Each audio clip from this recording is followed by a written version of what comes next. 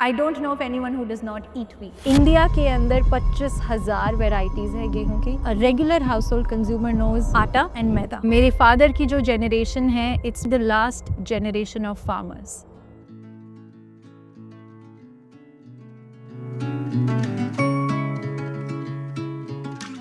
नमस्कार, मेरा नाम दुर्लभ है और आज का जो पोस्टकार्ड है वो हम गांव खाटवा एंड तहसील अबोहर से आज लेके आ रहे हैं। आज हम आपको मिला रहे हैं 3-1 फार्म की फाउंडर, जिनका नाम अनुष्का है। अनुष्का पिछले कई साल से गेहूं की खेती में काम कर रही हैं। वीट के बारे में उनको थ्रू एंड थ्रू किस तरह से वीट को उगाया जाता है, पूरी सप्लाई चेन कैसी है, और उसके बारे में उन्होंने बहुत रिसर्च और साइंस की तरफ से भी काफ़ी पढ़ा है। तो चलिए आज मिलाते हैं। हमें लगता है कि ये काफ़ी इंटरेस्टिंग होगा पूरा वार्तालाप, और हमें ये भी लगता है कि आपके लिए भी काफ़ी इसमें ज्ञान बढ़ने वाला है, और हम भी बहुत क्यूरियस हैं कि आज अनुष्का से काफ़ी कुछ सीखने वाले हैं। तो हाय अनुष्का। हेलो दुर्लभ, thank you for coming here. तो अनुष्का, काफ़ी हम क्यूरियस हैं, आपकी जो अपब्रिंगिंग है वो भारत और इंडिया दोनों में हुई है। आपका जन्म आपके गांव में हुआ है, फिर आपने जयपुर में और दिल्ली में पढ़ाई की है। तो थोड़ा जर्नी के बारे में बताइए कि कैसी रही है जर्नी। 3-1 फार्म कब पिक्चर में आया, कहाँ से नाम सोचा आपने, थोड़ा आप बताइए उसके बारे में। लंबी कहानी, पर मैं इसी गांव में पैदा हुई, खाटवा अबोहर एरिया में। एंड शुरू के 7th-8th ग्रेड तक, 10-12 साल की उम्र तक मैं यहीं थी। और एक तरीके से मेरी होम स्कूलिंग की गई, क्योंकि यहाँ पे गांव के अंदर सिर्फ मैं और मेरी बहनें ही थी जिनको इंग्लिश मीडियम में पढ़ाया जाता था। तो हमारे एक ही टीचर होते थे जो हमें सारे सब्जेक्ट्स पढ़ाते थे, और अगर वो 2nd ग्रेड की किताबें हमें पढ़ा रहे हैं तो अगर हमने वो जल्दी कवर अप कर लिया तो वो नेक्स्ट ग्रेड की किताबें हमें सेम ईयर में ला देंगे। सो एक तरीके से बहुत ज़्यादा पर्सनलाइज्ड एजुकेशन का हमें इन्वायरमेंट मिला। उसके बाद में 8th ग्रेड के अंदर मुझे हॉस्टल भेज दिया गया। फिर धीरे धीरे मेरी सिस्टर्स भी आ गई, तो जयपुर में मैंने स्टडी किया। एंड 11th-12th में मैंने साइंस पढ़ी। सो वहाँ से मुझे chemistry was my favourite subject. Okay. But PCM के साथ में इकोनॉमिक्स पढ़ा, तो लगा कि इकोनॉमिक्स सबसे इजी है, तो व्हाई नॉट इकोनॉमिक्स ही पढ़ लेते हैं। लिटिल डिड आई नो कि जब दिल्ली में जाके I studied economics and business management, that economics is probably one of the hardest subjects. Correct. और जब आप रियल वर्ल्ड कॉन्टेक्स्ट को उसके साथ मर्ज करते हो तो it's harder than what you imagine. But because जो हमारा कॉलेज था वहाँ पे एंटरप्रेन्योरशिप को बहुत एनकरेज किया जाता था, तो काफ़ी सारे मेरे फ्रेंड्स अपने अपने स्टार्टअप्स पर काम कर रहे थे। सेकेंड ईयर में मुझे भी एक नया आइडिया आया कि क्यों ना एक बेबी स्पा शुरू किया जाए। So that was my first journey और like first stint at entrepreneurship. We closed down that startup. It did not work out, and this was all in Delhi. After that, I started working with a venture capital firm. Then I started working with a marketing firm. And यही वो time था जब मेरे father मुझे काफ़ी encourage करते थे कि एग्रीकल्चर जो भी ट्रेड फेयर्स हो रहे हैं प्रगति मैदान में जाकर देख कर आओ, क्या नई मशीनरी है, क्या नई किताबें हैं, क्या नया टेक्नोलॉजी में डेवलपमेंट है। तो उसी टाइम मैंने इंटरनेट पे थोड़ा रिसर्च करना चालू किया। मैंने उनसे काफ़ी कुछ पूछना चालू किया कि आप खेत में क्या उगा रहे हो, कौन सी वीट की वैरायटी है, और क्या आपका क्रॉप रोटेशन है। एंड इंटरनेट पे ही मैंने एक ब्रेड वीट के बारे में पढ़ा, which ended up becoming our bread wheat. And उसी टाइम हमने ब्लैक वीट के बारे में भी काफ़ी ज़्यादा मार्केटिंग हो रही थी। So I got into studying black wheat. So black wheat is the cornerstone why 3-1 Farms became 3-1 Farms. Our journey started from there. So back in 2019 जब मैं एक एग्री ट्रेड फेयर में गई, वहाँ पर नाबी मोहाली जो कि इंस्टीट्यूट है जिसने ब्लैक व्हीट को लॉन्च किया है, वहाँ पे मोहाली में है, ये मोहाली में है, national agri food biotechnology institute Nabi. तो डॉक्टर मोनिका भी वहीं पर थी और उनसे मैंने काफ़ी जानकारी ली ब्लैक व्हीट के बारे में। And my father he was always very encouraging of anything new. तो मैंने उनको 2 एकड़ का सीड दिया। आई वॉज लाइक, डैड आप इसको उगा कर देखो और बहुत अच्छा रेट मिलेगा मंडी में, और इसके न्यूट्रिशनली भी बहुत ज़्यादा बेनिफिट्स हैं। एंटीऑक्सीडेंट हाई है, people with diabetes can use it and so on and so fourth. So little did I know कि मैं ही फार्म पर वापस आऊँगी और मैं ही इसकी खेती के अंदर पार्टिसिपेट करूँगी। मैंने सिर्फ उनके लिए सीड लिया था। बट कुछ ही महीनों बाद पैंडमिक हो गया। एंड अप्रैल 2020 आपने 2020 ब्लैक व्हीट वाला सीड लिया था? ब्लैक व्हीट वाला सीड लिया हमने 2019 के नवंबर में इसकी सोइंग की। और जब पैंडेमिक था तो उसी पीरियड में आवर पेरेंट्स वर लाइक कि आपको विलेज में शॉर्ट पीरियड के लिए टेम्पररी आ जाना चाहिए just for the sake of your health. And उस टाइम हम वापस आए और तब मैंने देखा कि वो जो ब्लैक व्हीट हमने हार्वेस्ट की है, अप्रैल के टाइम में हार्वेस्टिंग होती है जी। तो वो ऐसे ही पड़ी है, ना उसका कोई मंडी में खरीदार है और ना ही जो रेट हमने प्रॉमिस किया था या सोचा था हमें मिलेगा वो मिलेगा। पर उपज सही हो गई थी, मतलब हो गया था, ग्रो अच्छा हुआ? ग्रो हुआ था, पर जैसे अमूमन 1 एकड़ से अगर आप पंजाब की एवरेज देखें तो 20 क्विंटल गेहूं निकलता है 1 एकड़ से। ये जो ब्लैक व्हीट है इसकी एवरेज हमारे लिए 13 क्विंटल थी, सो ऑलमोस्ट 65% उग गया Which is था। good, right? फर्स्ट टाइम अगर पहली बार लगा रहे हैं फर्स्ट टाइम लगा रहे हैं, पर उसकी जो यील्ड है वो आप मंडी के रेट के साथ कंपेयर नहीं कर सकते बिकॉज फार्मर्स हैं, उनको एमएसपी मिलता है और वो यील्ड के फोकस्ड है। That is the entire premise of the system. But black wheat, एक तो ये था कि यील्ड कम हुई है, दूसरा कोई खरीदार नहीं है मंडी में तो कोई उसको देख भी नहीं रहा है तो क्या करे। तो बहुत सारा गिल्ट और बहुत सारी रिस्पॉन्सिबिलिटी लेके हमने I was like let me try social media. तो 3-1 Farms, that's how it came into picture, October 2020। मैंने इंस्टाग्राम हैंडल बनाया। जब 3-1 Farms शुरू किया तो मुझे गेहूं के बारे में कुछ भी मालूम नहीं था। I knew very little except that I had black wheat and a bread wheat। And how the journey also started was us sending samples to multiple people across the country and they were the ones who gave us the feedback। So I owe everything to the baking community, I owe everything to the people who asked questions। और अब क्योंकि आपने नाम के बारे में पूछा, तो वो नाम हमने 5-6 साल पहले ही सोच लिया था बिकॉज तब बच्चे सोचते कि हमारे फार्म का क्या नाम होगा। And because we are 3 sisters and a brother, we thought 3-1 Farms is an apt name। So it sounds very cute I would say, पर जो इसका डीपर मीनिंग है वो ये है कि अगर आप एग्रीकल्चरल लैंडस्केप में कहीं भी जाएंगे इंडिया और अक्रॉस द वर्ल्ड और maybe some urban society as well, the importance of having a male child is still very very much there। So you will see a pattern across that there are 2 daughters and a son, 3 daughters and a son, 4 daughters and a son। So ये 4-1 Farms भी हो सकता था, but this is 3-1 Farms and you're here। So through us we want to tell the story of all the women children or like all the girls in India that one, agriculture is not just for men, you can also do it and you must do it। Any country can only grow when both the genders are equally participating in the economy। So यही basically underlying anti-patriarchal narrative है 3-1 Farms का। So that's how name came into picture October 2020। Thank you very much Anushka, समझाने के लिए कि 3-1 farm का नाम का मतलब क्या है। जब सुबह हम यहाँ पे आ रहे थे अबोहर में, तो मैं यही क्यूरियस था कि ये 3-1 फार्म का कुछ तो कहानी होगा और इतनी खूबसूरत कहानी होगी, इसके बारे में नहीं सोचा था क्योंकि पहली नज़र में ऐसा लगता है कि काफ़ी सरफेस पे होगा, बट जो अनुष्का ने हमें बताया है उसके बहुत ही गहरे डीप मीनिंग है और ये एक सोसाइटी की एक रस्म को तोड़ता हुआ नज़र भी आता है। क्योंकि आपको दूर से काफ़ी लोग देखते तो होंगे ही कि आपकी सोसाइटी में आसपास आपको एक हीरो की तरह से भी देखते होंगे, क्योंकि आप एक सोसाइटल चेंज भी आई एम श्योर ला रही होंगी, क्योंकि बहुत सारे किसान एक दूसरे किसान को देख के सीखते हैं और समझते हैं। तो अनुष्का, आप हमें ये बताइए कि क्योंकि हम इसको 2 लेयर में देख पा रहे हैं, एक लेयर में आप हमें एंटरप्रेन्योर दिख रही हैं, एक लेयर में हमें आप फार्मर भी दिख रही हैं, और तो मतलब अल्टीमेटली क्या कर रही हैं आप? एक एंटरप्रेन्योर हैं, एक फार्मर हैं, दोनों हैं। लॉन्ग टर्म गोल क्या है, क्या करना चाहती हैं, क्या चेंज कर रही हैं, थोड़ा सा और डिटेल में बताइए। श्योर। अगर मैं बोलूँगी कि मैं एक फार्मर हूँ, एक किसान हूँ, so that will be a lie. अगर कोई सोचता है कि I am a representation of a farmer, that's not true. I would call myself an entrepreneur, but an entrepreneur who's also a researcher, who's also trying to be a farmer, who's also trying to be a scientist, who's also trying to be a marketeer. So आपको बहुत सारी hats पहननी पड़ती हैं जब आप पूरी supply chain के साथ काम करते हैं, क्योंकि आपका ये क्वेश्चन है कि हम क्या करना चाह रहे हैं. As I started learning about wheat supply chain, I understood कि हम मंडी बाउंड हैं, हम MSP बाउंड हैं. और क्योंकि जो भी पंजाब में हो रहा है स्पेसिफिकली, मेरे फादर की जो जनरेशन है, it's probably the last generation of farmers.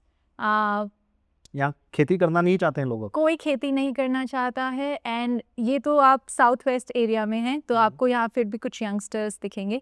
But if you go to central Punjab and towards Chandigarh and that area, you will not see youngsters.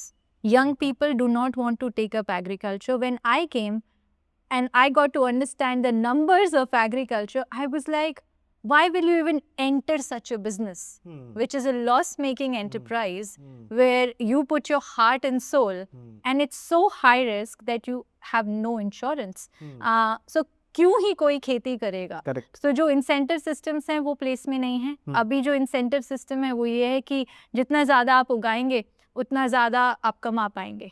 सो जो फोकस है वो हाई यील्डिंग वेराइटीज़ पे है, जो फोकस है वो डिजीज रेजिस्टेंस पे है. And rightly so, because we have a large population to feed. But at the same time अगर आप हिस्टोरिकली देखते हैं, 1880 के अंदर वीट पंजाब के लैंडस्केप में सिर्फ 30% था. Only 30%. Only 30% was wheat, and we had 8 to 10 different types of crops. We had millets, we had pulses, we had cotton, we had all sorts of alternate grains as well. But अब वो case नहीं है. अब क्या change हो गया है wheat का percentage? Mostly farmers are doing wheat, rice, wheat, rice, wheat, rice. Because MSP government has declared on everything, but it's also about the procurement. And India exports 40% of the world's rice. So we're such a large exporter. And Punjab is not where you should grow rice. You should grow in West Bengal and Bihar. The export of rice is essentially export of water from this country. इसीलिए अगर आप water table भी देखते हैं तो central Punjab में it's below 250 feet. 250 is the bare minimum. It can go up to 600 feet as well. So we've lost our water, we've lost our soil. हम जो करना चाह रहे हैं वो जो डाइवर्सिटी थी हमारे ग्रेन इकोसिस्टम में, उसको वापस लेकर आना चाह रहे हैं. अगर आप आज अर्बन इंडिया में किसी से भी जाके पूछेंगे, regular household consumer knows atta and maida, that's it. If you go Bombay, people will know, if you're talking about varieties, people will know khapli and they will know sharbati. But India के अंदर 25,000 varieties है गेहूं की 25,000 and world wide उनके अलग अलग नाम है. नाम है. ये हमें पहली बार पता चल रहा है कि 25,000 वेराइटीज हमारे देश में गेहूं की लगाई जाती हैं. लगाई जा सकती हैं. सारी कल्टीवेशन में अभी नहीं है बिकॉज ऑफ मोनोकल्चर, बिकॉज सब लोग वही उगाएंगे जिसकी हाईएस्ट यील्ड है, क्योंकि हमारा इंसेंटिव स्ट्रक्चर ही वही है. Globally there are over 8 lakh varieties of wheat जिनको लगाया जा सकता है, जो कि हमारे ग्लोबल सीड बैंक्स के अंदर हैं. इतनी वेराइटीज एग्जिस्ट करती हैं. अभी क्या है, पर वो जो वेराइटीज हैं वो एक दूसरे से बहुत सिमिलर है. जेनेटिक डाइवर्सिटी, जैसे आपने अगर बनाना का एग्जांपल सुना होगा, कैवेंडिश जी, कोलंबिया के अंदर लार्ज स्केल मोनोकल्चर, तो एक वायरस आया and the entire crop was destroyed. Right? So same goes for wheat. The more the diversity, better chances of anything surviving. And it's not just about survival. For us, it's about putting diversity back on your plate. It's about more flavors. It's about more nutrition. It's about gut health also. What is gut health? It's the diversity in your microbiome. वो diversity आएगी कहाँ से अगर आप एक ही type की चीज़ खा रहे हैं. If you see like data, national level पे, 60% of calories for Indians, for an average Indian consumer, comes from grains and cereals. 60% of daily caloric requirement. और उसमें अगर आप थोड़ा सा भी impact लेकर आ सकते हैं, थोड़ी सी भी diversity बढ़ा सकते हैं, so that 60% will contribute to people's long term health, जो कि अभी एक बहुत बड़ा challenge है. You've seen people are falling sick more often. They're falling sick to very, very small things. Everything has just become severe. So, ये जो change है, it's a change across the supply chain. It's not a change for a certain sect of the population. If we encourage farmers to grow these varieties, one, their landscape will have more diversity, which means कि अगर एक season में एक crop ने अच्छा नहीं किया, अगर मैंने 10 टाइप की गेहूं लगाई है, मान लो कोई भी क्लाइमेट इवेंट हुआ तो एक वैरायटी ने अच्छा नहीं किया, बट बाकी तो है, right? Same goes when farmers will grow them, scientists are also encouraged to work on them. कि हम और उनको improve कैसे करें. Correct. So it starts with the science and then translates to agricultural landscapes, which then translates to urban consumer or even rural consumers. Correct. बहुत सारे farmers हैं, मैं अकेली ही नहीं हूँ. पंजाब में कम से कम 100, 150, 200 फार्मर्स होंगे जो ऑर्गेनिक खेती कर रहे हैं, पर क्योंकि उनकी जो मार्केट की रीच है वो नहीं है, तो लोकली ही उनका सारा प्रोड्यूस कंज्यूम हो जाता है. अगर आप जाएंगे किसी भी किसान के पास और आप उन्हें कहेंगे कि हमें ये वैरायटी उगानी है और ये आप एग्रीकल्चरल प्रैक्टिसेस यूज़ कीजिए और हम आपके साथ एक्स नंबर ऑफ ईयर्स का कॉन्ट्रैक्ट करना चाहते हैं, and there is a full buy back and full procurement system in place, there will not be even one farmer who will say no. So the change starts with consumers. That's why showcasing that this exists, and if you're making a choice to eat diverse grains, जो उसका impact है, it's almost like a domino. तो पूरी entire supply chain जो transform होनी चाहिए, उसी की तरफ हम जा रहे हैं, and that is what we want to do in long term. And if you're asking for a long term plan, we want to showcase the consumers of India that the entire spectrum of wheat or grains is very, very diverse. Our focus is wheat, barley, rye and corn. And there are enough farmers who are working on millets as well. We work on something that we have learned so much about over the last 5 years. And as far as I can see in my life, I can't see myself in anything other than agriculture. So that's the long-term goal and that's the life. Very nice. तो एक तो हमें बात समझ में आई है कि अगर हम क्रॉप में डाइवर्सिटी लेके आते हैं तो एंड कंज्यूमर की प्लेट में भी डाइवर्सिटी आ जाएगी, जिसकी वजह से हमें ये प्रॉब्लम कहने में बड़ी आसान है, बट ओवरऑल इस इकोसिस्टम में जो जो स्टेक होल्डर्स हैं उनको साथ में लाके अगर इस प्रॉब्लम को जिस तरह से अनुष्का सॉल्व कर रही है बाकी लोग भी करेंगे तो एक काफ़ी बड़ी प्रॉब्लम को सॉल्व किया जा सकता है. ये एक बात हमें समझ में आती है. दूसरा, अब हम थोड़ा सा और इसकी लेयर में आना चाहेंगे कि जैसे आपने बताया कि 60% लोग जो है ग्रेन कंज्यूम करते हैं, 60% कैलोरी जो है वो ग्रेन्स फुलफिल करते हैं. ओके, कुछ परसेंटेज बता पाएंगे कि कितने परसेंट ऐसे इंडियंस या ग्लोबल कंज्यूमर्स जो हैं जो कि ग्रेन्स और टिपिकली और वीट को कंज्यूम करते हैं, क्योंकि वीट हम देख रहे हैं इस पूरे यहाँ पे जितने भी रखे हुए हैं काफ़ी वीट का डोमिनेंस यहाँ पे दिख रहा है हमें. तो कितने परसेंट ऐसे लोग होंगे जो कि वीट अपनी डाइट में कंज्यूम करते हैं? कुछ आइडिया आपको? I wouldn't be able to give you a percentage, but wheat, if not in form of atta or roti, which is flatbreads, I don't know of any person who does not consume wheat. Whether it's in form of atta to make chapatis or it's in form of processed products. So anything you can even think of that you will consume, grain is the base. And I have started calling it the invisible base that holds everything together. And I call it invisible because people just think of it unidimensionally in terms of maida and atta, जबकि इतनी सारी diversity available है. So every person in India and globally of course, but I will speak just of India, I don't know of anyone who does not eat wheat in one form or the other. तो इसको ऐसा मान लेते हैं कि लगभग सभी लोग जो है वीट को खाते हैं, तो ये इम्पोर्टेंट तो हो गया है ना. जब सब 100% लोग अगर वीट खा रहे हैं तो ये बहुत इम्पोर्टेंट है हमारे लिए. Second largest producer of wheat in the world. Wow. So 110 million turns. हमसे ज्यादा कौन उगाता है? चाइना. चाइना उगाता है. अच्छा, तो अब ये बताइए कि थोड़ा वीट के बारे में हमें बताइए कि यहाँ पे बहुत सारे वीट रखे हुए हैं, इनके बारे में इनकी वैरायटीज़ के बारे में थोड़ा वीट लैंडस्केप को इंडिया की बताइए, कौन सी रीजन में कौन सा होता है और उसका नाम क्या है, उसकी खासियत जो है वो क्या है, थोड़ा बताइए। ओके, अगर इसको एक साइंटिफिक तरीके से समझा जाए तो most people in India know of khapli, हाँ, खपली आजकल काफी because it's heavily marketed and now it's very very popular also. पर खपली से पहले भी एक गेहूं आई थी जिसको आइनकॉर्न कहा जाता है, and that is the mother wheat of all.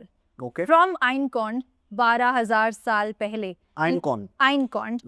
It's a German name. Ein means one, corn means kernel, so a single kernel. Okay, So that is the mother wheat of all. That was the खपली से भी first. पुराना है। Khapli se bhi purana. It's अच्छा। mother of Khapli. Okay, Then that wheat gave birth to 3 other wheats, which is Khapli, Durum, and Khorasan.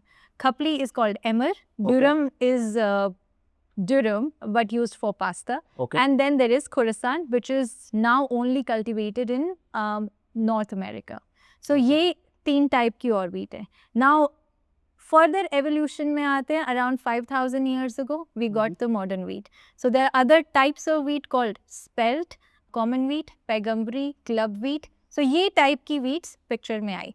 अभी अगर आप global landscape को देखोगे और प्रोडक्शन और कंजम्पशन पैटर्न्स को देखोगे, सो 90%, 95% in fact of the wheat produced and consumed across the world is common wheat. So सारी गेहूं एक जैसी ही दिखती है और वो भी एंड वो भी बिल्कुल इस कलर की जो कि हमारे एम्बर ग्रेन्स हैं. तो आप इस ग्रेन को उस ग्रेन से डिफरेंशिएट नहीं कर पाओगे. अगर मंडी में 2 एक जैसे ग्रेन आपको मिल रहे हैं तो आप कैसे ही बता पाओगे. हाँ, मतलब बहुत ज्यादा फर्क तो नहीं है, कलर वाइज देखते हैं। एग्जैक्टली, करेक्ट, बट जेनेटिकली और साइंटिफिकली इनमें काफ़ी फ़र्क है. ये हमारी ब्रेड व्हीट है जिसके अंदर प्रोटीन परसेंटेज 12% से ऊपर है, वेरी हाई क्वालिटी ग्लूटेन. तो ये ब्रेड्स और पिज्ज़ाज और सिमिलर एप्लीकेशंस के लिए यूज़ होता है. और ये है PBW1 जो कि हमारी चपाती की वैरायटी है. It's very similar to Sharbati, जो कि this the second type of wheat that the urban consumers know about because of its marketing. So ये 2 टाइप की व्हीट है. पर अगर मैं आपको बोलूं कि ब्रेड व्हीट भी रेड कलर की हो सकती है और ब्लैक कलर की हो सकती है, that's hard to understand for a lot of people, क्योंकि उन्होंने कभी वो देखा ही नहीं है. And most of the customers or consumers that we talk to, they are under 50. Okay. Even if they are under 60, they will not know कि green revolution से पहले क्या diversity थी. 1965 से पहले क्या diversity थी, किस टाइप का गेहूं था और कैसे उसको उगाया जाता था, कहाँ और कैसे खाया जाता था. क्योंकि वो हमारे production landscape से गायब ही हो चुका है. Correct. People don't know. क्योंकि हमारे पास भी ये स्टोरी है, जब हम गांव में थे तो हमारे पिताजी हमें बताते थे कि पहले गेहूं काफी बड़ा होता था. राइट. ठीक है, अब उसको देसी गेहूं बोलते थे. बाद में पता चला आई थिंक वो 306 गेहूं होता था. 306. अब वो नहीं होता है, वो छोटे वाला गेहूं जो जनरली अभी हम पूरे रास्ते में देखते हुए आए हैं, जो अब 95% जो कॉमन व्हीट जो आपने बताया है वही हमने देखा है. जी, आप बता रहे थे आगे.